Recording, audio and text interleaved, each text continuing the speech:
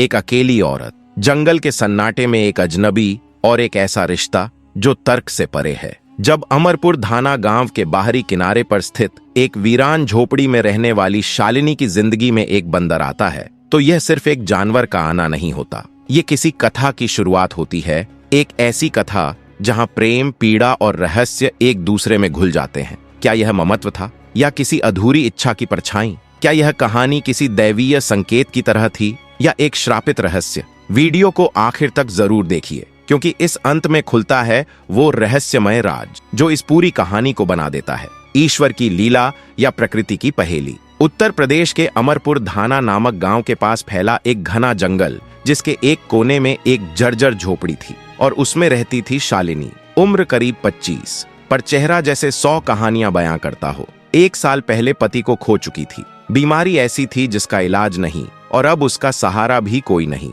दिन उसके गुजरते लकड़ियां बीनने, कपड़े सीने और खामोश आंसुओं में। गांव वाले उसकी सुंदरता की मिसाल देते थे, लेकिन कोई नहीं जानता था कि उसकी आंखों में जो गहराई है वो खालीपन से भरी है। और फिर एक दिन जब वो जंगल में अकेली थी, तभी एक पेड़ की ऊंचाई से एक विशाल बंदर उतरकर उसके सामने आ खड़ा हुआ। शालिनी ठिठकी, पर वो बंदर न उछला न दहाड़ा, बस शांत निगाहों से उसे देखता रहा। कौन है तू? शालिनी ने धीमे स्वर में पूछा। बंदर ने सिर झुका लिया, जैसे वो सवाल समझ चुका हो। कुछ पल की खामोशी के बाद वह वापस अपने काम में जुट गई और बंदर वहीं बैठा रहा। उस दिन के बाद हर रोज वो बंदर आता, कभी फल लाकर रख देता, कभी लकड़ियां बटोरने में मदद करता और कभी चुपचाप झोपड़ी के बाहर बैठा शालिनी को देखता रहता। धीरे धीरे उस बंदर की मौजूदगी उसकी तन्हाई की दवा बन गई। वो मुस्कान जो कभी कफन में लिपट गई थी, अब फिर से उसके चेहरे पर लौटने लगी। अब उन दोनों के बीच किसी शब्द की जरूरत नहीं रह गई थी। हर नजर, हर खामोशी जैसे एक अलिखित रिश्ता बुन रही थी,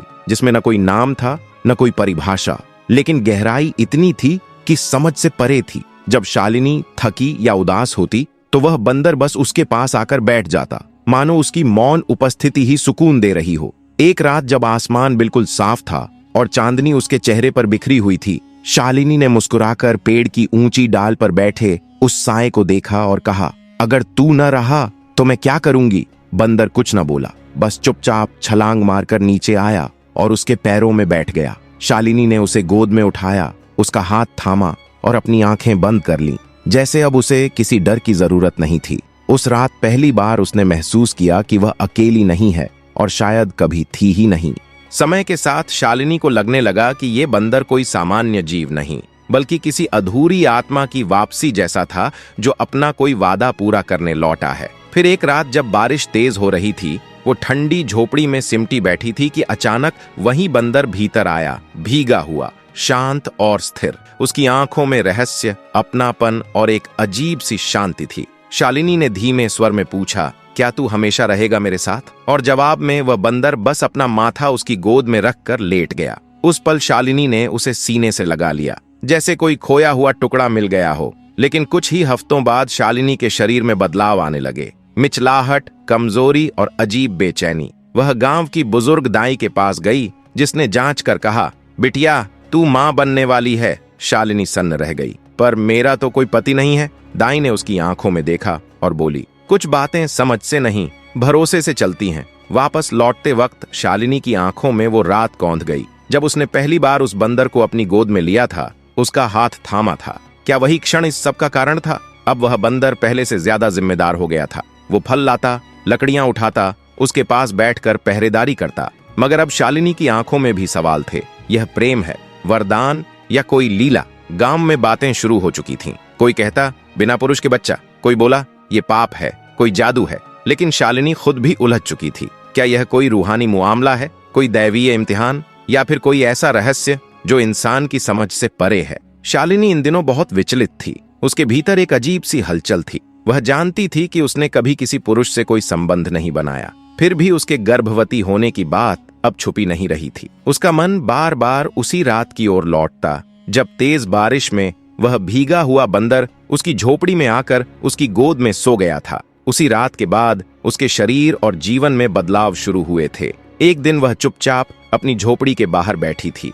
वही बंदर पास आकर उसकी आंखों में झांकने लगा। उसकी आंखों में वही चमक थी, गहरी, रहस्यमय और भावों से भरी हुई। शालिनी की आंखें भर आईं। उसने धीमे स्वर में कहा, मैंने तुझसे स्नेह किया है, लेकिन ये कैसे संभव हो सकता है? क्या तू ही इसका कारण है? गांव में जब लोगों को शालिनी के गर्भवती होने की बात पता चली तो जैसे तूफान सा मच गया। पंचायत बुलाई गई। गांव के मुखिया ने सख्त आवाज में पूछा, सच सच बता, ये बच्चा किसका है? शालिनी चुपचाप खड़ी रही, सिर झुका हुआ। थोड़ी देर बाद उसकी धीमी आवाज आई, मुझे नहीं पता। लोगों में फुसफुसाहट शुरू हो गई। कुछ महिलाओं ने ताना मारा, जरूर कोई बात छुपा रही है, बिना किसी के छुए ऐसा कैसे हो सकता है? तब शालिनी ने हिम्मत जुटाकर कहा, मेरे जीवन में कोई पुरुष नहीं आया, बस एक बंदर है जो मेरे साथ रहता है, मेरा ध्यान रखता है और हर रोज मेरे पास आता है। ये सुनते ही कई लोग हंस पड़े। मुखिया ने व्यंग्य में कहा, तो अब जानवरों से भी संतान होने लगी? शालिनी की आवाज में कोई हिचक नहीं थी। मैं खुद समझ नहीं पा रही कि यह कैसे हुआ, लेकिन सच यही है कि जब से वह बंदर मेरी जिंदगी में आया है तब से सब कुछ बदल गया है। गांव ने उसे जैसे ठुकरा दिया, लोगों ने उसे पापिन कहा, स्त्रियों ने उससे दूरी बना ली और बच्चे उसकी झोपड़ी के पास खेलना तक छोड़ गए। अब वह पूरी तरह अकेली थी। एक शाम जब वह अपनी झोपड़ी में एकांत में बैठी थी तब वही बंदर चुपचाप आया और धीरे से आकर उसके सामने सिर झुका दिया। शालिनी ने उसकी आंखों में देखा, उनमें कुछ था, कोई भावना जो शब्दों से परे थी। क्या तुम मुझसे कुछ छुपा रहे हो? उसने पूछा। बंदर की आंखों से आंसू बहने लगे। शालिनी ठिठक गई। तुम रो रहे हो? वह धीरे से आगे बढ़ा और उसका हाथ थाम लिया। उस स्पर्श में एक गहरी आत्मीयता थी। अचानक वह खड़ा हुआ और जंगल की ओर चल पड़ा। शालिनी ने पुकारा, कहां जा रहे हो? रुक जाओ। लेकिन उसने एक बार भी पलटकर नहीं देखा। अगले दिन गांव में एक ज्ञानी तपस्वी आए। जब उन्होंने गांव वालों से शालिनी की स्थिति के बारे में सुना तो उन्होंने उसे अपने पास बुलवाया। उस संत ने शालिनी की ओर गहरी नजरों से देखा, फिर धीरे से बोले, जो जीवन तुम्हारे गर्भ में आकार ले रहा है वह साधारण नहीं है। उसकी उत्पत्ति एक विशेष ऊर्जा के प्रभाव से हुई है। क्या कोई जीव, कोई प्राणी हाल ही में तुम्हारे जीवन में आया था? शालिनी ने अपनी पलकों को नीचे झुकाया और धीमे स्वर में उत्तर दिया, हाँ, एक बंदर था। वह मेरी देखभाल करता था, मेरे साथ रहता था, लेकिन अब वह चला गया है। संत ने लंबी सांस ली, जैसे किसी रहस्य से पर्दा हट रहा हो। वह कोई साधारण वन्य जीव नहीं था। उन्होंने कहा, किसी प्राचीन श्राप के प्रभाव से वह उस रूप में बंधा हुआ था, लेकिन तुम्हारे स्नेह और उसके भीतर जागी भावना ने उसे उसके बंधन से मुक्त कर दिया। वह अब अपने असली रूप को प्राप्त कर चुका है। शालिनी की आंखें हैरानी से भर उठीं। तो मेरे गर्भ में जो है वह भी साधारण नहीं? संत की आंखों में गंभीरता उतर आई। यह संतान दो अलग संसारों के मिलन से जन्मी है। इसमें ऐसे गुण होंगे जो आम इंसानों में नहीं पाए जाते, लेकिन इसकी शक्ति ही इसका संकट भी बनेगी। डरी हुई शालिनी ने कांपते स्वर में पूछा, कैसा संकट? क्या मेरा बच्चा खतरे में है? संत ने कहा, अदृश्य शक्तियां इसकी खोज में रहेंगी, इसे पाने की कोशिशें होंगी। तुम्हें सतर्क रहना होगा। हर क्षण, हर परिस्थिति में यह बालक सिर्फ तुम्हारा नहीं रहेगा, इसका अस्तित्व एक बड़े उद्देश्य से जुड़ा है। शालिनी की आंखों में चिंता की परछाइयां उतर आईं। और वह बंदर, क्या वह कभी वापस आएगा? संत मुस्कुराए। जब समय आएगा, जब संकट सबसे गहरा होगा, तब वह अवश्य लौटेगा। वह अब किसी और रूप में है, लेकिन तुम्हारी पुकार उसे बुला लेगी। समय धीरे धीरे आगे बढ़ा। शालिनी का गर्भ बड़ा होता गया। लोग अब भी उसे संदेह और तिरस्कार से देखते थे, लेकिन उसके भीतर अब एक नई दृढ़ता जाग चुकी थी। वह जान चुकी थी कि वह अकेली नहीं है। एक दिन वह जंगल में सूखी लकड़ियां चुन रही थी। हवा थमी हुई थी, पर अचानक एक सिहरन सी उठी। झाड़ियों के पीछे से एक रहस्यमयी आवाज आई, जैसे कोई सांसें लेता हुआ डरावना जीव। शालिनी ने देखा, सामने एक विशालकाय काला नाग फन उठाए खड़ा था। उसकी आंखों में झर उबल रहा था। वह डर के मारे कुछ कदम पीछे हटने लगी।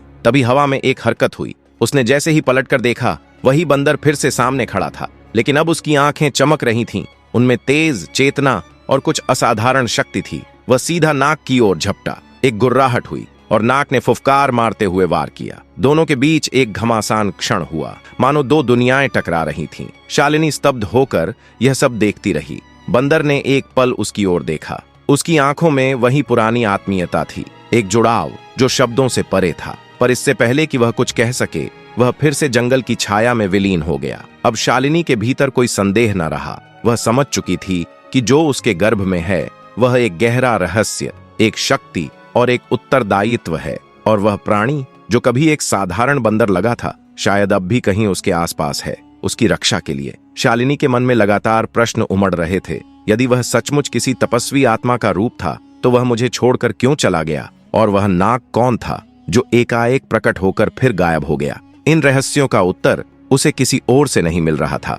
गर्भ का समय अब अंतिम चरण में पहुंच चुका था। उसका शरीर थक चुका था और हर कदम अब बोझिल हो चला था। गांव की स्त्रियों का तिरस्कार, बच्चों की चुप्पी और समाज की दूरी, सब कुछ अब उसकी आदत में शामिल हो चुका था। फिर भी हर रात कुछ न कुछ नया सोचकर वह बेचैन हो जाती थी। एक रात आंधी आई, हवाएं बेतहाशा चीख रही थीं और आकाश बार बार बिजली से चमक उठता था। झोपड़ी के भीतर शालिनी अकेली बैठी थी जब अचानक उसे बाहर से कदमों की धीमी आहट सुनाई दी। वह सतर्क हुई, सांस रोक ली। दरवाजे के पार एक आकृति उभरी, काले वस्त्रों में लिपटा लंबा रहस्यमय पुरुष, जिसकी आंखों में कोई अनजाना भय था। उसके हाथ में एक त्रिशूल था और उसकी मौजूदगी से हवा भारी लगने लगी।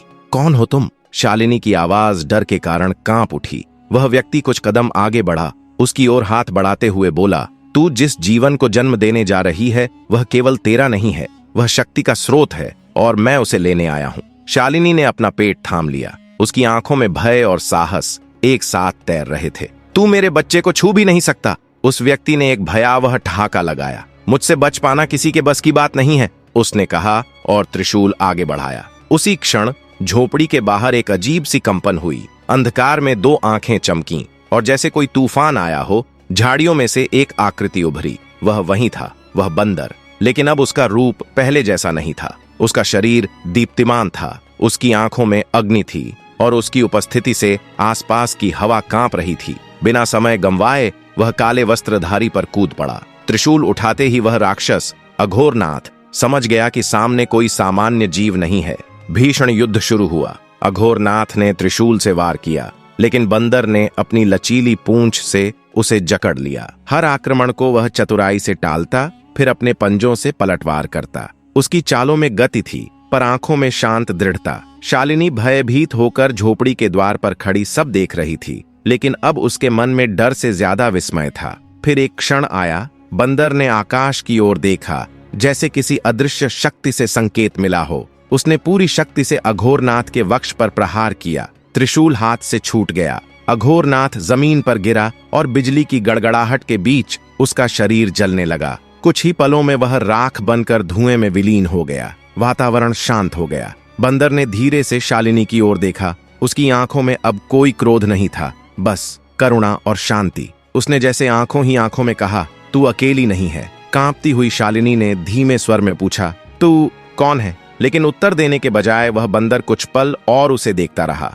फिर पेड़ों के झुरमुटों में विलीन हो गया। शालिनी अब जान चुकी थी कि उसके जीवन में जो घट रहा है वह केवल एक मां बनने की यात्रा नहीं है, यह किसी महान उद्देश्य की शुरुआत थी। कुछ समय बाद धीरे धीरे वह बंदर शालिनी के पास आया और अपनी नरम हथेली उसकी हथेलियों में रख दी। उसी क्षण जैसे आकाश से कोई दिव्य ऊर्जा उसके भीतर उतर आई हो। उसका शरीर प्रकाश से जगमगा उठा और वह धीरे धीरे रूपांतरित होने लगा। पल भर में शालिनी के सामने एक तेजस्वी युवक खड़ा था। उसके चेहरे पर स्निग्ध आभा थी और उसकी आंखों में गहराई थी, जैसे वर्षों की तपस्या, वेदना और करुणा एक साथ उसमें समाहित हों। शालिनी के होश जैसे थम गए। युवक ने मधुर स्वर में कहा, मैं जो था वह तुमने देखा, लेकिन जो हूं वह अब सामने हूं।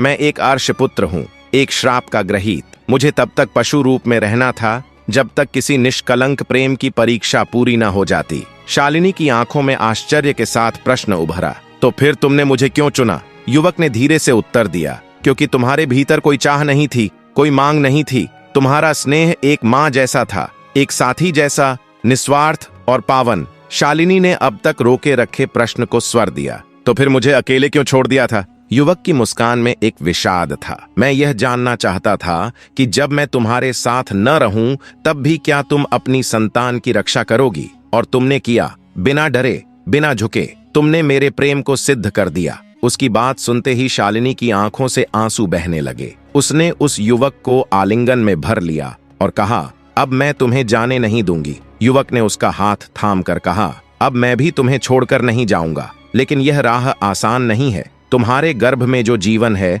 वह असाधारण है। उसके पीछे अंधकार की शक्तियां भी हैं। मुझे फिर से अपने वास्तविक दिव्य रूप में लौटना होगा ताकि समय आने पर तुम्हारी और उसके जीवन की रक्षा कर सकूं। शालिनी ने डरी हुई निगाहों से उसकी ओर देखा, लेकिन अगर तुम फिर चले गए तो मैं इस सब का सामना कैसे करूं? युवक ने उसके चेहरे को अपने दोनों हाथों में थाम लिया। तुम्हारे भीतर जो शक्ति है वही तुम्हारी ढाल बनेगी। मेरा अस्तित्व अब तुम्हारे साथ बंधा है, भले ही मैं तुम्हारी आंखों से ओझल हो जाऊं। फिर उसने धीरे से उसका हाथ छोड़ा। उसका शरीर फिर से प्रकाश में लिपटा और कुछ ही पलों में वह फिर उसी बंदर के रूप में लौट आया। एक पल के लिए उसने शालिनी की ओर प्रेम भरी नजरों से देखा और फिर झाड़ियों के बीच लुप्त हो गया। शालिनी वहीं बैठी रही। उसकी आंखों में न सिर्फ प्रेम बल्कि अब एक नई जिम्मेदारी की चमक थी। उसके गर्भ का समय पूरा होने को था। उसके शरीर में हलचल तेज हो गई थी, एक नई सुबह का संकेत।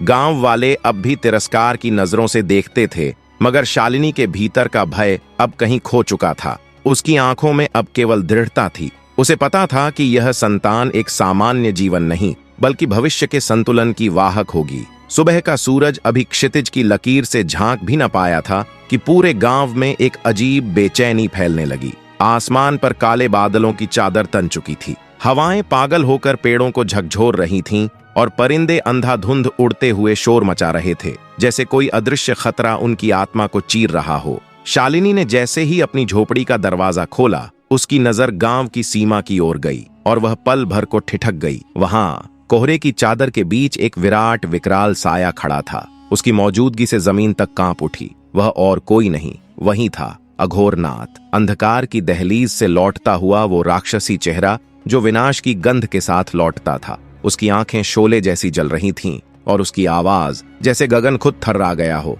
मैं फिर आया हूं शालिनी, इस बार तेरे गर्भ की संतान को जन्म लेने से पहले ही मिटा दूंगा। लेकिन शालिनी पीछे नहीं हटी। उसका चेहरा स्थिर था, स्वर में अडिग था। मेरे बच्चे की रक्षा स्वयं ब्रह्मांड की शक्ति करेगी। अघोरनाथ, तुझसे डरने का कोई कारण नहीं। अघोरनाथ अट्टहास करता है। एक अकेली स्त्री और मुझसे युद्ध। मैं वह छाया हूं जो रोशनी को निगल जाती है। मैं वह काल हूं जो जीवन को लील जाता है। और फिर उसने बिजली जैसी गति से अपना त्रिशूल उठाया और शालिनी की ओर फेंक दिया। क्षण भर के लिए जैसे समय ठहर गया। शालिनी ने आंखें मूंद लीं, लेकिन तभी आकाश में एक भीषण गड़गड़ाहट हुई। बिजली की चमक में एक आकृति छलांग लगाते हुए सामने आ गई। वो वही था, वही बंदर, लेकिन अब वह सिर्फ एक पशु नहीं था। उसकी देह से अग्नि की आभा उठ रही थी, आंखों में ब्रह्म तेज था। उसने हवा में उड़ते त्रिशूल को पकड़ लिया और पूरी शक्ति से उसे पलटकर अघोरनाथ की ओर फेंक दिया। त्रिशूल सीधा अघोरनाथ के वक्ष में जा धंसा।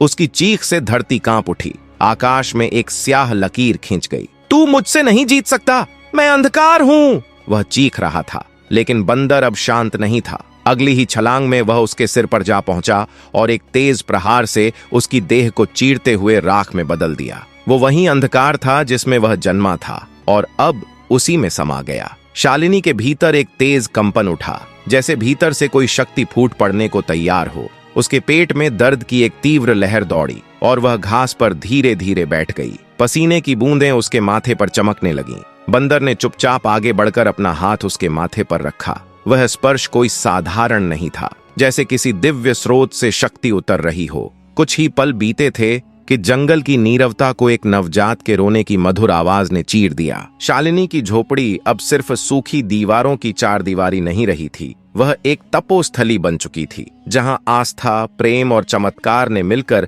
एक नई दुनिया को जन्म दिया था। उस दिव्य बालक की मुस्कान में जैसे आकाश के रहस्य छिपे थे। वह बोलना नहीं जानता था, लेकिन उसकी आंखों की भाषा जंगल के हर जीव तक पहुंचती थी। शेर से लेकर गिलहरी तक हर प्राणी उसके सामने शांत हो जाता, जैसे कोई दिव्य सत्ता उनकी चेतना को छू गई हो। गांव वालों की सोच धीरे धीरे बदलने लगी थी। जो कल तक उसे अपशगुनी और कलंकित कहकर पत्थर फेंकते थे, अब उसकी चौखट पर फूल और श्रद्धा लेकर खड़े दिखते। लेकिन यह बदलाव केवल बाहर से नहीं आया था। वह बालक अपने आसपास एक ऐसी ऊर्जा उत्पन्न करता था जो मनुष्यों के भीतर छिपे अज्ञान, अहंकार और कटुता को पिघलाने लगी थी। एक दिन गांव की ही एक वृद्धा, जिसे लकवे ने जकड़ रखा था, अनजाने में शालिनी की झोपड़ी के सामने गिर गई। बालक ने उसके पास जाकर बस उसकी हथेली को छुआ और अगले ही क्षण वृद्धा खड़ी हो गई, आंखों में अश्रु और होंठों पर एक ही शब्द, यही तो चमत्कार है, यही तो परम सत्य है। शालिनी जान चुकी थी कि उसका पुत्र किसी सामान्य गृहस्थी का हिस्सा नहीं बनेगा। यह कोई साधारण जीवन नहीं था, यह तो धरती पर उतरी उस प्राचीन प्रतिज्ञा की पूर्ति थी जो शायद युगों पहले किसी तपस्वी किसी आशी या किसी भूली आत्मा ने की थी। दिन बीतते गए, बालक बड़ा होता गया, लेकिन उसमें बाल सुलभ चंचलता से कहीं अधिक शांति, संयम और गहराई थी। वह रात को अकेले जंगल में चला जाता और सुबह लौटता आंखों में किसी दिव्य दर्शन की चमक ली। कभी कभी वो न जाने किस भाषा में बातें करता, जो न संस्कृत थी न कोई झात बोली, लेकिन सुनते ही शालिनी का रोम रोम पुलकित हो उठता। एक शाम जब शालिनी उसे सुला रही थी, बालक ने अचानक पूछा, माँ, अगर एक दिन मैं बहुत दूर चला जाऊं तो क्या तुम रोगी? शालिनी ने मुस्कुराकर उसका माथा चूमा। अगर तू चला भी गया बेटा, तो भी तू हर सांस में, हर धड़कन में, हर फूल की महक में रहेगा। एक माँ का बेटा कहीं जाता नहीं, बस रूप बदलता है। उस रात शालिनी को सपना आया, एक स्वर्णिम सिंहासन